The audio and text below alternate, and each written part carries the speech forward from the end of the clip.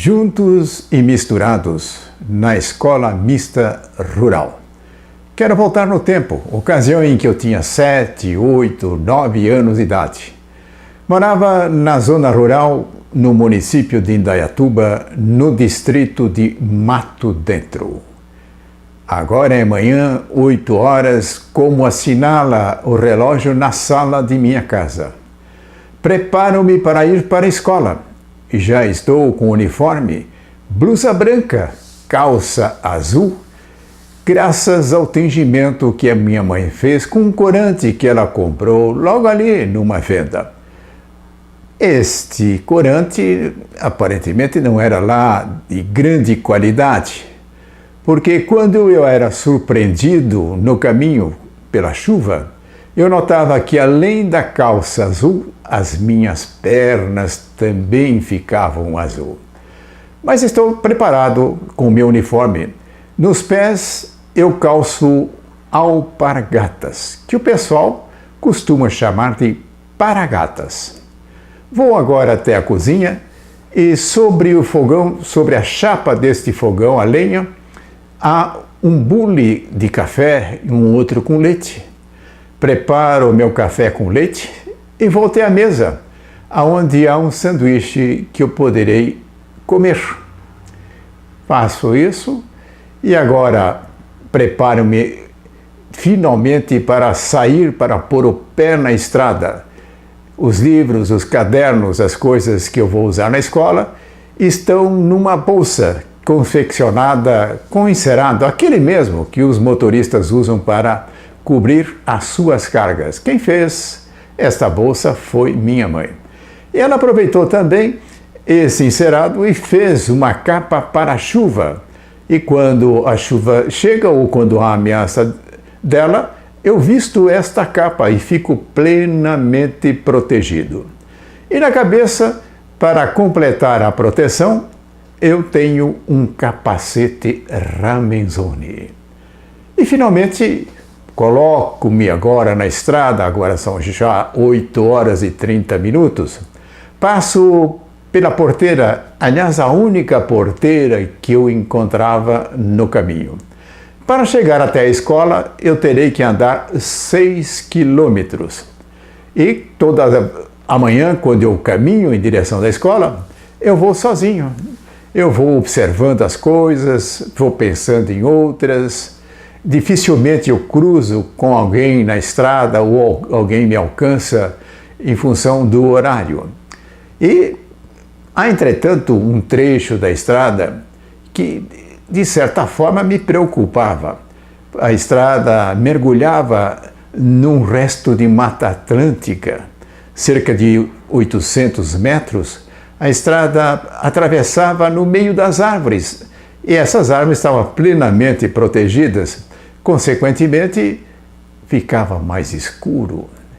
E eu ficava com medo ao ouvir determinados piados. E muitas vezes as pessoas costumavam dizer que eram piados de mau agouro. Na dúvida, eu apressava o passo. Às vezes, quando esses piados eram mais intensos, eu chegava até a correr. Mas logo vencia esse trecho e novamente o sol mostrava-se na sua plenitude. Caminhava e não demorava muito. Eu deverei chegar na escola em torno de 10 horas. E é importante que eu chegue às 10 horas, porque no período de 10 horas a 11 horas, nós jogamos a nossa pelada. As aulas começam às 11 horas. Mas caminhando já e me aproximo da escola, e no topo de uma colina, de uma leve colina, há um prédio. É ali que está a escola que eu frequento. Chegando diante da escola, eu olho uma tabuleta que anuncia Escola Mista Rural de Mato Dentro. Eu devo explicar agora o mista. Poderiam pensar que mista é porque a escola é dedicada para meninos e meninas. Se bem que na escola haviam meninos e meninas, mas o mista aí tem uma outra finalidade por estar ali designada. Mista quer dizer uma escola de uma única sala, com uma única professora, e ali se juntam os alunos do primeiro, segundo e terceiro anos primários. Daí porque eu disse no início, juntos e misturados na escola mista rural de Mato Dentro. Lembro-me agora do primeiro dia, primeira vez que eu fui para a escola. Nesta oportunidade, a minha mãe levou-me e, para tanto, utilizou-se de um trole, que é uma condução que é muito comum na zona rural. São rodas de madeira protegidas com aros metálicos e 4 rodas. E este trole é puxado ou é tracionado por cavalos ou por burros. No nosso caso, quem tracionou o trole para que eu pudesse chegar na escola no primeiro dia foi um burro. E esse burro tinha uma característica especial que acabou determinando o seu nome. As suas patas na parte inferior eram todas brancas. Parecia que ele estava de botinas, que ele estava calçado. E daí o seu nome surgiu naturalmente. Calçado, o nosso burro. E é bom registrar que esse burro era muito especial em nossas vidas. Lembro-me, inclusive, de algumas coisas que aconteciam. Uma delas, Calçado tinha o hábito de entrar na cozinha de minha casa. E ele fazia isso procurando pão, e normalmente ele encontrava pedaços de pão sobre a mesa. Ele fazia isso cuidadosamente, ele entrava, virava e não tocava em nada, saía tranquilamente. Nas oportunidades em que a porta estava fechada e ele não conseguia entrar, ele procurava enfiar a sua cabeça pela janela. E se houvesse alguém ali, logo entenderia o que ele estava buscando e oferecia o seu pão para que ele pudesse se deliciar com o pão feito pela minha mãe no forno a lenha, logo ali no quintal. Vejamos agora o que aconteceu nesse primeiro dia de aula. A professora, o seu nome, Marinete Pires, ela solicitou para que tomássemos os nossos cadernos de linguagem, e tínhamos um outro que era caderno de caligrafia.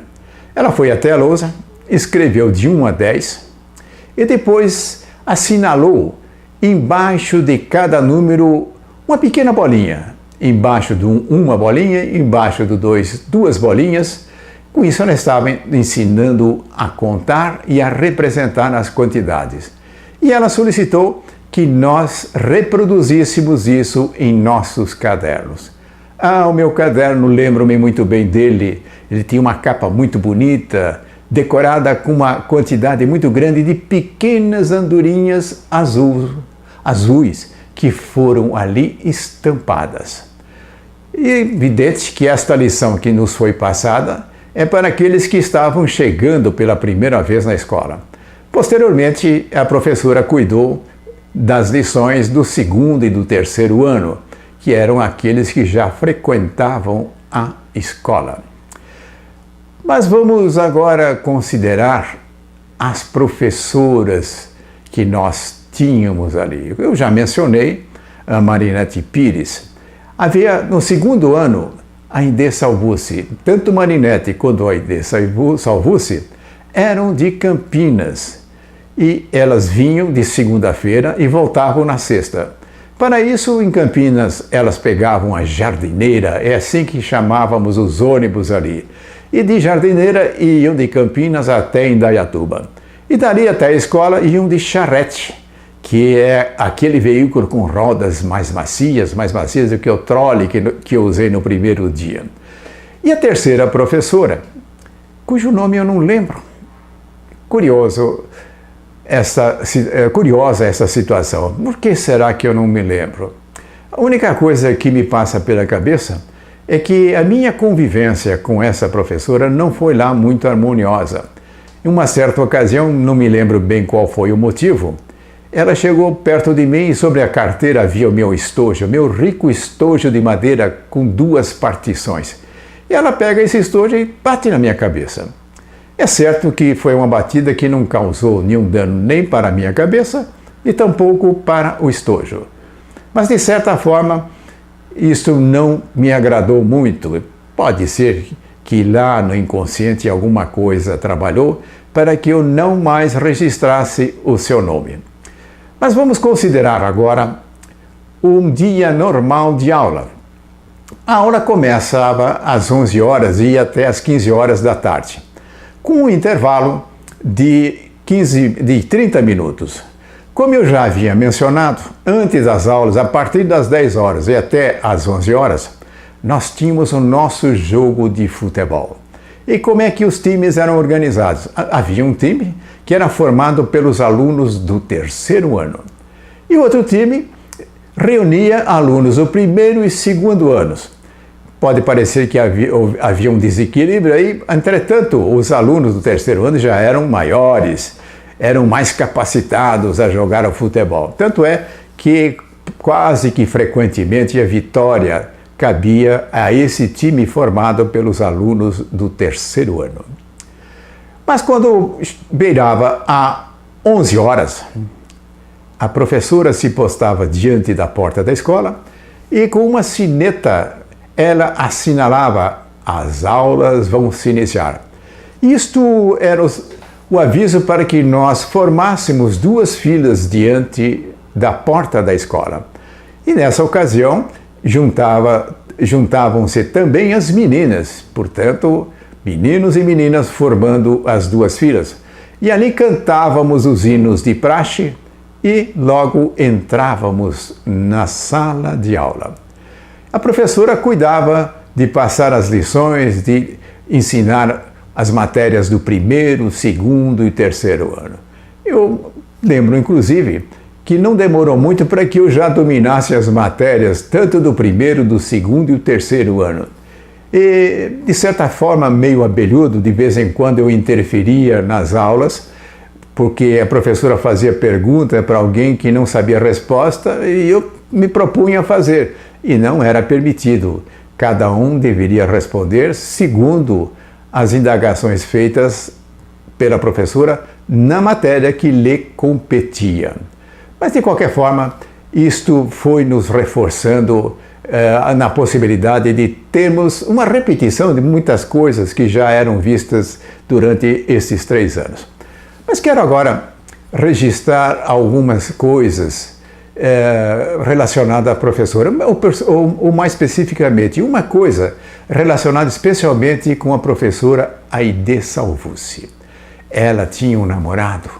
Esse namorado era piloto, ele pilotava o Paulistinha, um pequeno avião. Ele, de vez em quando, sobrevoava a escola e tinha um propósito. Ele queria jogar bilhetes para a sua amada, para Aide Salvucci. Ele embrulhava o bilhete em uma pequena pedra e jogava lá do alto, na expectativa de que esse bilhete caísse naquele terreiro onde nós jogávamos futebol.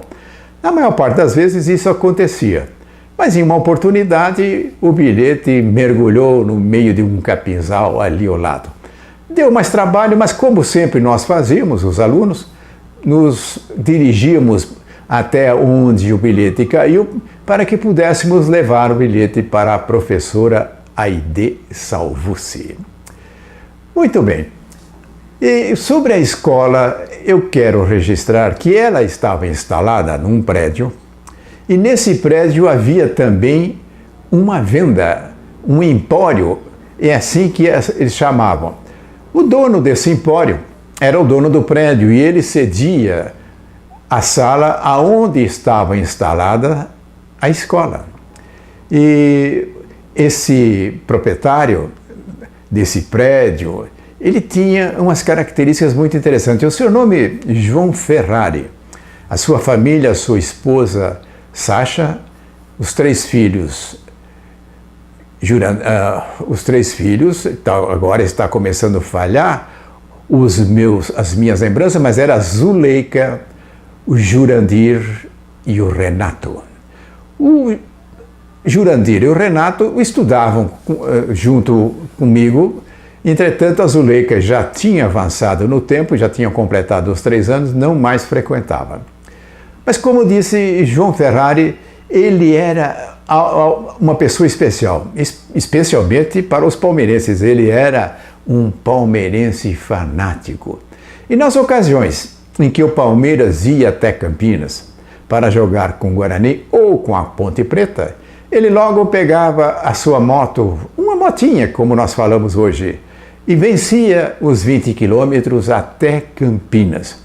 Quando o seu time, o Palmeiras, vencia, ele voltava feliz da vida e logo se reunia com os frequentadores da sua venda que muitas vezes ali se reuniam para tomar a sua pinguinha, para jogar a conversa fora, como eles diziam.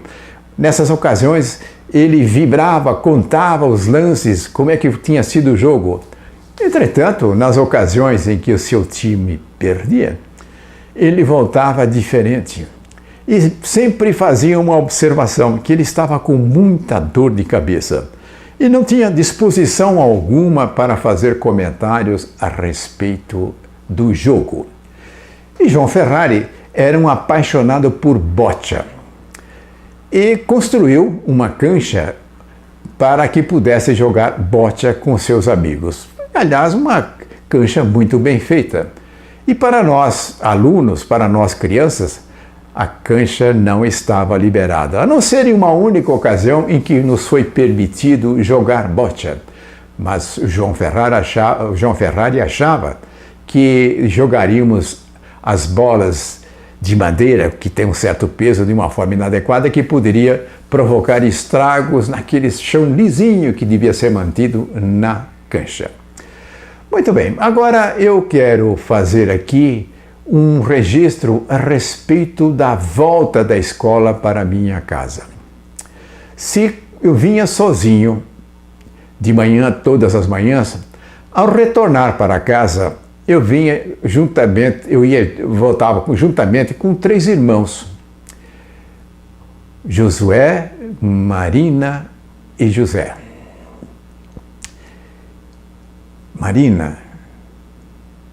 A Marina era a minha namoradinha secreta. Ela não sabia disso. Os seus irmãos também não sabiam disso. Ninguém sabia. Mas eu sempre procurava caminhar, de preferência, ao lado dela. Ela nunca desconfiou. E vocês que estão me ouvindo hoje, se porventura souberem quem é a Marina, por favor, não vão contar essa história para ela, porque eu quero manter isso em segredo para sempre. O retorno para casa levava tempos diferentes. Havia oportunidades em que o regresso se fazia num tempo mais curto, e isso acontecia especialmente quando a brincadeira do momento era de empurrar arcos de ferro. Com um pequeno dispositivo colocado na ponta de uma vara, nós procuramos empurrar um aro. Para que nós pudéssemos ter uma ideia, imagine um aro de uma roda de uma bicicleta, de um tico-tico, pois o aro que eu empurrava, eu consegui daquela roda maior do tico-tico. Entretanto, haviam outros que usavam os aros das rodas menores. Lembro, naquele tempo os tico-ticos não eram de plástico como é hoje, era de ferro, era de arame, era de madeira. Então, quando era a época de rodar esses aros, isso nós fazíamos correndo, nós fazíamos pelo menos com um passo mais apressado e voltávamos mais cedo para casa. Em outras ocasiões, o que nós empurrávamos e procurávamos manter de pé eram pneus de automóvel, aqueles menores, e com a mão nós íamos empurrando e procurando fazer com que eles mantivessem em pé também. Isso exigia uma certa aprendizado, mas logo nós ganhávamos a competência de fazer isso e voltávamos empurrando este pneu para casa. Também nessa ocasião, voltávamos mais cedo. Porém, havia ocasiões, especialmente quando o verão era bem forte e não chovia muito, o que havia na estrada era poeira acumulada. Nos trilhos que eram formados pelos veículos que ali passavam, a terra ia se esfarelando e criando uma condição para que pudesse levantar ali uma poeira. Coisa que acontecia quando passava ali um veículo e levantava um tremendo poeirão. E nós resolvemos imitar os veículos levantando esta poeira. Para isso, procurávamos galhos de árvores com bastante folhas e eu de um lado e um dos irmãos do outro lado, nós procurávamos arrastar aquilo correndo. Não demorava muito. Os meus cabelos, então loiros, ficavam vermelhos. O mesmo acontecia com a minha branca camisa. As pernas, da mesma forma, logo iam ganhando essa coloração. Ao chegar em casa, a recepção por parte de minha mãe não era nem um pouco calorosa. Ao contrário, onde já se viu, menino, você vai se emporcolhar todo com essa poeira, vá já se lavar. Ela não disse para tomar banho, ela disse, vá se lavar. Porque na zona rural o costume era o seguinte, banho era de sábado.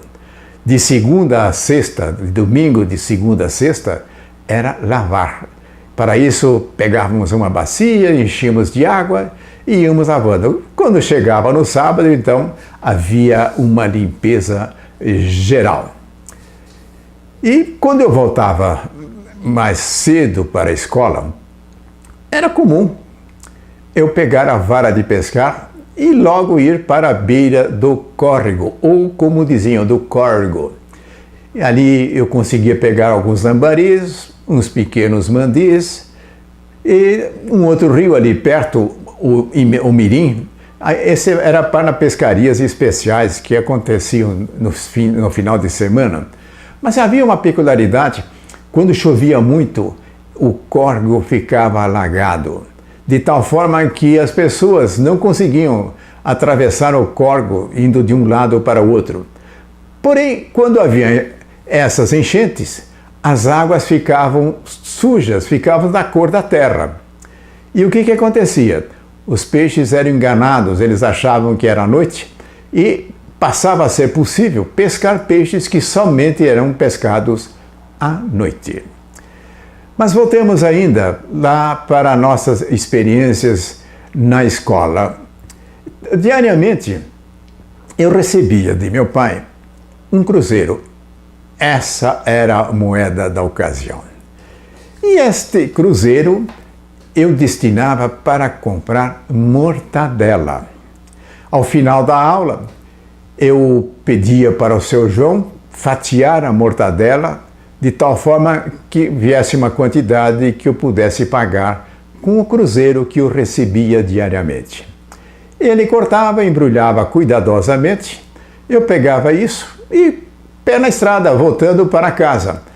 Quando restava apenas eu e mais os 3 amigos que sempre vinham comigo de volta, eu desembrulhava a mortadela, oferecia uma fatia para cada um, lembrando que a fatia mais bonita eu reservava para a Marina, que, como eu disse anteriormente, era a minha namorada secreta. Assim, comíamos a mortadela, a mim cabia 2 ou 3 fatias, alegremente. Esta rotina era aguardada toda vez que terminava a aula. Mas estou me lembrando agora também de alguma coisa que aconteceu nessa venda. Surgiu uma bebida, um refrigerante que nós não conhecíamos. O que nós conhecíamos era Guaraná, era soda e as famosas tubaínas. Mas acabara de chegar a Coca-Cola, novidade, última novidade. E no dia em que ela já estava disponível, o cruzeiro que eu usava para comprar mortadela foi destinado à compra de uma garrafinha de Coca-Cola. É aquelas garrafinhas pequenas. Lembro que não havia refrigeração na venda. Portanto, os refrigerantes que nós tomávamos de acordo com a temperatura que se registrava no momento. E ao abrir a garrafinha de Coca-Cola, a primeira coisa que aconteceu, uma boa parte já saiu rapidamente na forma de espuma. Mas ainda havia o suficiente para que eu desse o primeiro gole. E assim eu fiz. Que coisa horrorosa! Que coisa horrorosa! Alguém já deve ter experimentado também tomar Coca-Cola quente. É muito ruim. Só depois, quando vim morar em São Paulo, onde havia refrigeração, foi que eu tive a oportunidade de tomar Coca-Cola gelada. E aí eu percebi que ela era gostosa. Tanto é que eu acabei quase que ficando um dependente de Coca-Cola. Mas recentemente eu me libertei da Coca-Cola, não tomo mais Coca-Cola. E com isso, então, ficou registrado mais esta experiência. E como estão notando, eu trouxe uma série de informações e que antes de começar a produzir o roteiro para esta crônica, eu andei fazendo pesquisas na internet. E para minha surpresa, aparece o nome de uma pessoa que havia estudado na Escola Mista Rural de Mato Dentro. Ele é de uma época posterior à minha estada, provavelmente 3 ou 4 anos depois, mas não consegui ter acesso a um depoimento que ele fez numa organização que fica aqui em São Paulo, na rua Natingui, em que eles permitem que as pessoas possam ir lá e narrar as suas experiências de uma forma escrita, ou por uma gravação, ou por um áudio, ou mesmo por um vídeo, relatando experiências de suas vidas. Porém, consegui localizar um desenho feito por este que também estudou na Escola Mista Rural de Mato Dentro, reproduzindo como seria a escola, como normalmente passa na mente de uma criança, aqueles desenhos tradicionais de criança. E para que todos possam ter uma ideia de como é que uma criança via essa escola, eu apresento em seguida a imagem desse desenho. E, ao mesmo tempo, é o momento de eu me despedir, entretanto, ficando claro do porquê que eu disse juntos e misturados na escola mista. É porque assim é que nós estudávamos, todos numa única sala de aula, com uma única professora. Eu acredito que o sucesso das professoras pôde ser registrado porque posteriormente os alunos saindo dali foram procurar o 4º ano ou na cidade de Indaiatuba ou em outras cidades e não tiveram dificuldades para acompanhar em outras escolas aquilo que se dava no 4º ano. Então, ainda que pudesse parecer algo ineficiente, mas não era assim que acontecia. Mas isso se deve muito pelo empenho das professoras. Elas tinham um cuidado muito especial com os alunos. E como eram cerca de 20, 25 alunos, elas podiam dar uma atenção em que fez com que a qualidade do aprendizado pudesse ser boa. E eu quero aqui me despedir de vocês com muita saudade da escola que eu frequentei aos 7, 8 e 9 anos de idade. A Escola Mista Rural de Mato Dentro, localizado no distrito de Mato Dentro, na cidade de Indaiatuba, que hoje integra a zona metropolitana, a região metropolitana de Campinas.